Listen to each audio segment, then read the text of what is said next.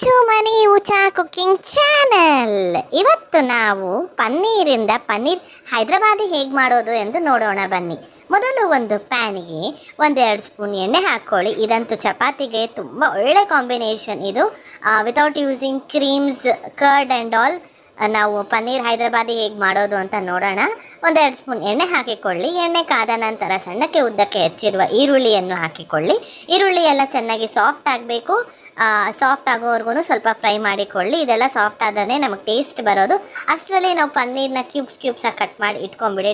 ಇದಕ್ಕೆ ಎಲ್ಲ ಸಾಮಗ್ರಿನೂ ರೆಡಿಯಾಗಿ ಇಟ್ಕೊಂಡ್ಬಿಟ್ರೆ ಮಾಡೋದೊಂದು 5-10 ನಿಮಿಷದಲ್ಲಿ ಮಾಡ್ಕೊಂಡ್ಬಿಡ್ಬೋದು. ಈ ಕರಿನ ತುಂಬಾ ಟೇಸ್ಟಿಯಾಗಿರುತ್ತೆ.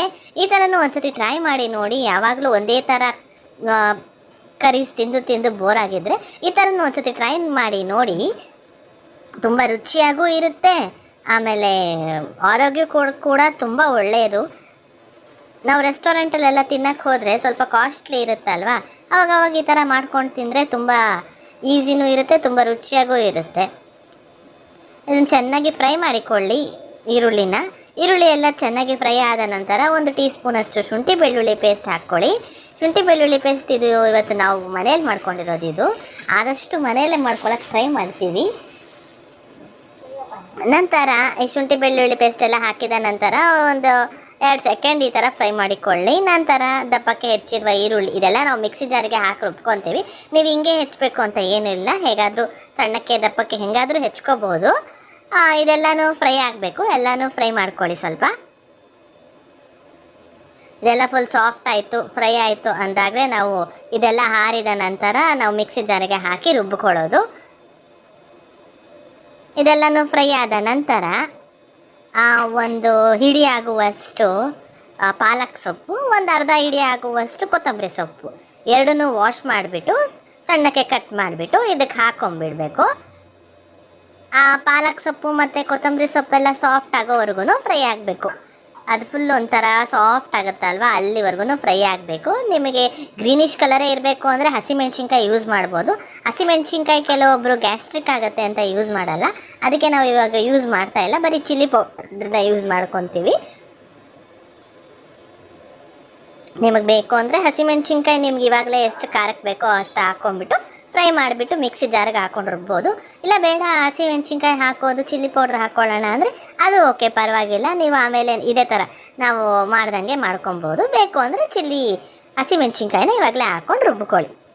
ನಾವು ಹಾಕಿಲ್ಲ, ನಮಗದು ಅಷ್ಟೊಂದು ಇಷ್ಟ ಆಗಲಿಲ್ಲ, ಅದಕ್ಕೋಸ್ಕರ ನಾವು ಚಿಲ್ಲಿ ಪೌಡ್ರ್ ಹಾಕಿ ಮಾಡಿದ್ವಿ.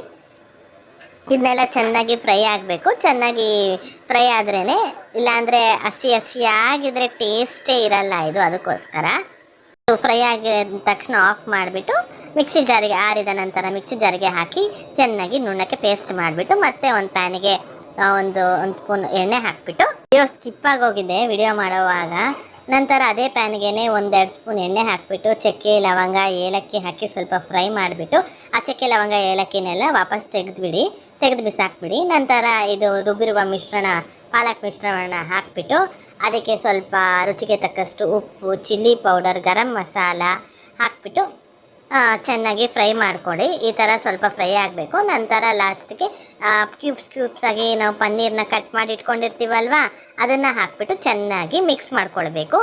ಈ ವಿಡಿಯೋ ಸ್ಕಿಪ್ ಆಗೋಗಿದೆ, ನಾವು ಚಿಲ್ಲಿ ಪೌಡ್ರ್ ಅವೆಲ್ಲ ಹಾಕಿರೋದನ್ನು, ಅದಕ್ಕೆ ಹಾಗೆ ಹೇಳ್ತಾ ಇದ್ದೀವಿ, ನೋಡ್ಕೊಳ್ಳಿ. ಎಲ್ಲ ಚೆನ್ನಾಗಿ ಇದಕ್ಕೆ ಬರೀ ನಾವು ಗರಂ ಮಸಾಲ, ಉಪ್ಪು, ಖಾರ ಅಷ್ಟೇ ಯೂಸ್ ಮಾಡೋದು. ಇಷ್ಟು ಬೆಂದ ನಂತರ ಪನ್ನೀರ್ ಹಾಕಿದ್ಮೇಲೆ ತುಂಬ ಹೊತ್ತು ಬೇಯಿಸಬೇಡಿ. ಪನ್ನೀರ್ ಹಾಕಿದ್ಮೇಲೆ ತುಂಬ ಹೊತ್ತು ಬೇಯಿಸಿದ್ರೆ ಎಲ್ಲ ಒಡೆದೋಗಂಗಾಗುತ್ತೆ, ಕ್ಯೂಬ್ಸ್ ಆಗಿರೋದೆಲ್ಲ. ಅದಕ್ಕೋಸ್ಕರ ಪನ್ನೀರ್ ಹಾಕಿದ್ಮೇಲೆ ಯಾವುದೇ ಕಾರಣಕ್ಕೂ ತುಂಬ ಹೊತ್ತು ಬೇಯಿಸಬೇಡಿ. ಅಷ್ಟೇ, ಪನ್ನೀರ್ ಹೈದರಾಬಾದಿ ಸವಿಯಲು ಸಿದ್ಧ. ಮಾಡ್ಕೊಳ್ಳಿ, ತಿನ್ಕೊಳ್ಳಿ.